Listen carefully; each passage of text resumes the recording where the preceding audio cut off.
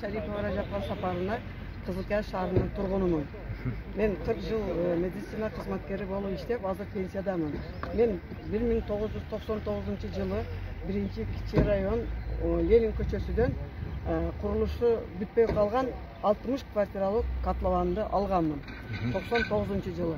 Ошо Кызылкия шаарынын шахт управлениясына караган аукционго катышып, акчасын төлөп алганмын.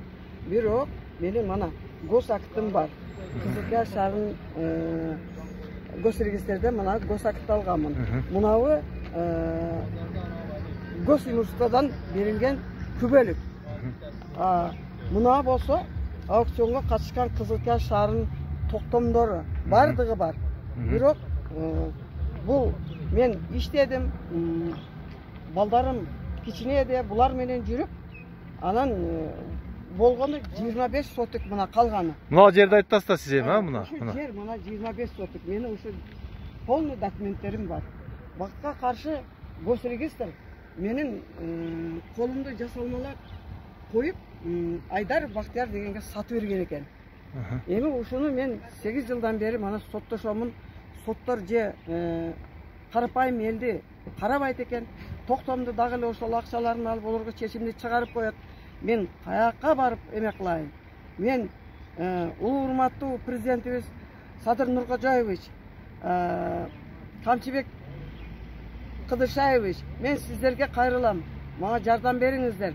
Мен сиздерге дагы бир нече жолу арыз аркылуу эме кайрылдым.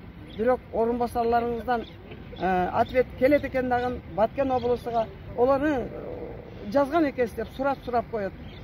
Менин эмемди УКМКдагы почерковой экспертизага жөнөткөн. Мына подделка документов деп чыккан. Бирок буга эч кайсы судья караган жок.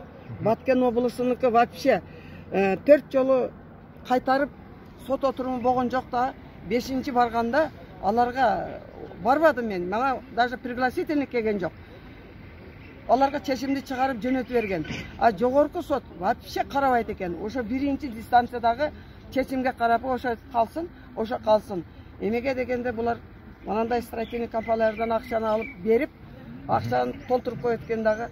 Карапайым бизде пенсионерде кайсы акча бар? Кайсы? Кудайга шүгүр, мына компаниялардан акчаны алып берип, акчаны толтуруп коет экен дагы. Карапайым бизде пенсионерде кайсы акча бар? Кайсы? Кудайга шүгүр, мына абышкама мен дагы элге кызмат кылып жүргөн адамдарыбыз. Биз Садыр Нуркожоевич, Камчыбек Кыдыршаевич, биз сиздер үчүн, эл үчүн кызматта жүргөн адамдарбыз. Керек болсо ошо шайлоолордо ham жаныбызды берип иштедик. Элдик кызматыны медицина кызматкери болуп иштедим. Элдин эмеси кечеги эмелерде ham ковид маалда ham жан берип иштеп, элди сактадык. Неужели ушу бизге карапайым элге күн жок? Ошо акчалууларга өткөрүп бере берет. Менин арызымды кабыл кылып, менин жеримди кайтарып, азыр дагы Золотой квадрат деген компанияга тосуп алган экен. Мен бүгүн келип загородкаларын буздум. Эмне үчүн? Кызылкиянын архитектурасында эмесиде базасында турамын. Неме үчүн? Соттун чечими болду. Соттун чечиминде эме кылып эле секретный сүйлөшүп эле өткөрүп берип жатат. Бул не деген сөз? Биздин Кыргызстанда закон барбы? Закон же карапайым ыйлап кала береби? Мисалдан алганда мен өзүм медицина кызматкери, отличное здравоохранение, мактоо баракчасы менен кечээ шайлоодун эмесинде сыйландым. Бирок эл үчүн кызматымды көрөр бекен десем, мени кызматымды эч ким көрбөйт. Атамекен согушунун инвалидти үйдө чоңойгонмун. Атам дагы бизди мындай арам оокатка үйрөткөн эмес. Биз честный үйрөнгөнбүз. Кала берсе менин 80-чи жылгы балам 2099 жылгы Баткен когаланда 6 ай служба кылып жүрдү Зардалыда томото жүгүрүп. Мына оорукчан болуп калды. Мен олорду дарылатамбы? Же жерге здание салайын десем, берге этаж үйлөр түшкөн зданияга мүмкүн эмес экен. Ошого энди булар пайлап туруп секин сатып бериптир. Шуну бир караштырып бериңиздерди мен суранамын. Айтасыз да. Бұл 2007 жылы госрегистр Бахтияр Табалдиевич, фамилиясы есіне чықпады. Шаардык госрегистри да, Кызылкай шаарынын шаарынын госрегистри. Ошо маалда Турдалиев Акбар и Казаков деген начальник. Андан кийин Турдалиев мырза болду. Мырза дагы базада көрүп туруп, сотко келип, ошондой болсо керек деп дыңшыят. Бул не деген сөз? Не деген сөз? Акчанын күчү менен. Бул не госрегистрде незаменимый болдубу? Наби Абдрахман регистрде незаменимый болдубу? Наби Абдрахманов, Ольга Фисенко, Турдалиев мырза, Ахматов Канибек бул не үчүн маалыматты туура эмес берет? Жер кымбаттаганда деп Кызылкая мэрини жолдон адаштырып, мага каршы сүйлөтөт. Не деген жооп болуп атат эми? Ай, келип кол койгонсун дейт. Ошон үчүн Почерковойго мен УКМКга берген прокуратурага. Мына УКМК текшерип Шарипованын колуну подделка кылып чыккансыңар.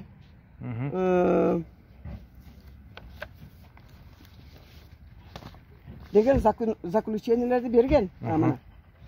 Демек ачык эле баскынчылык болуп атат. Баскынчылык. Анан олор Бишкекке берсе, вероятно Шарипованыкі болса керек деген мана выводтарды подделка деп чыкканда. Мына ошо биринчи мен берген Почерковой УКМК Баткенский область берген да. Шундай болуп чыкса, эмне үчүн карабайт? Кайта өздөрүн. Ошол сиздин колуңузду жасалма пайдалангандар. Бу үстүнөн дагы арыздандыңызбы сиз мисалы? Арыздансам дагы эле ошо биринчи дистанциянын эмесин айтат да. Оям биринчи дистанцияда туура эмес. Аматов деген судья бар эди. 8 күн кеч калдыңыз деп. 8 күн кеч калган жок, 30 январга берген сурокту. Бу баланы таап келесин Бахтиярды деп кайта сотту буза бергенде мен 5 жерден справка алып келдим. 2002 жылы Российской Федерации Кемеровская область город Новогородокко чыгып кеткен экен. Анан Чабайчы деди Масалиев айыл өкмөттөн, Боз айыл өкмөттөн Чабайдан справка алып келдим, бул жерде жашабайт деп. Бирок форма 1 паспортту ошо маалда бир алган экен, ошону таап келдим. Анан 18 жылы дагы барсам, адеп издеткениге дагы Чабайга учетко туруптур. 18 жылы. Омалгычы иш жерде жок адамга өткөргөн госрегистр. Жерде, сиздин жериңизде.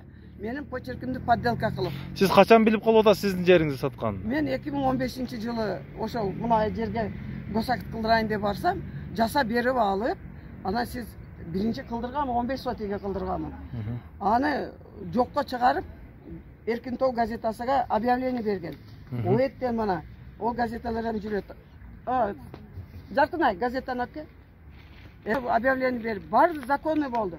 Бирок китепти жаса берип алып, 2 айдан кийин бул жер сатылган экен деп, мына Эркин Тоого ошо маалдагы Эркин Тоого бергенмин. Объявление. Мына несиге бар эди. Жаркынай газеттан алып кел. Объявление берип, бар законный болду. Бирок китепти жаса берип алып, 2 айдан кийин бул жер сатылган экен деп, мына Эркин Тоого ошо маалдагы Эркин Тоого бергенмин. Объявление. Мына несиге бар эди. Демек бул жерди сатуу боюнча газетага жарыяны берип бүтүп документтер жасап берип кызыл китепти алганыңыздан кийин анан бул жер сатылган экен деген. Анан эсиге келгенде саткандары сатылган экен деп ошондон баштаганмын. Мен эч кимге сатканым жок деп. Анан Почерковойго берсек подделка документи деп чыкса ham олорго баары бир да. Караган жок. Мен каяка бакырышым керек ошондо. Мен Сөнова Сугашулова Жунусовна, ушу Кызылкая шаарынын тургуну болом. Болгарскийде Кирова көчөсүнөн участка сатып алганбыз. Госрегистрдин үстүнөн менин дагы арыздарым бар. Ошол госрегистрдин өзү саткан, 12 сотик жерди 220 миңге сатуу акчаны алган. Кайсы жылдары? 2015 жылы. 2016 жылы бизге казык кагып, курулуш баштай бергиле, эч ким силерге эч нерсе дей албайт, бул жерлерди мен чечем деп биз 6 сотик жерине үй тургузуп биз жашап жатабыз 16 жылдан бери. бирок архитектурадан адамдар бар, документибизди текшерип 6 сотигине кызыл китебин бүтүрүп берген. 6 сотигине бир токтом эле берип койгон. Кызыл китеп бүткөн жердин токтомуну көрүп, архитектуранын адамдар бул подделка, сизден мурда берилген бул токтом, сизден мурда башка адамга берилген деп үйдүн тех паспортун бүтүрө албай, 6 сотик ошол эле госрегистрдин кызматкерлери, ооба, ооба. Дагы 6 сотик жерге эч кандай документ жок турат. Биз курулуш да кыла албай жатабыз. Азыр сиз айтсаңыз эмне болот? Мына силердин токтомуңар, силердин печатыңар, мен муну каяктан табат элем деп арыздансаңыз керек. Эмне деген жооп болушат алар? Госрегистрге барсак, эч ким эч нерсе дей албайт, отура бер, бүтөт, документиң бүтөт дейт. Бирок 8 жыл болду, эч кандай документ жок. Бизге толук документ керек болуп жатат. Үйдүн тех паспорту керек болуп жатат. Балдарымды мен базага кое албай жатам. Үйдүн документи жок, бар жок документ үйдүн кызыл китебине байланыштуу болуп калган. Ошол документибиз жок, 8 жылдан бери биз дагы нарасатта жүрөбүз. Демек бир жерге Кайдыгер карайт, госрегистрге барсаң ана мына деп кетирет. Ошо 8 жылдан бери барабыз, келебиз.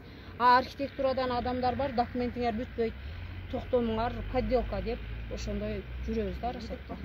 Ал ошол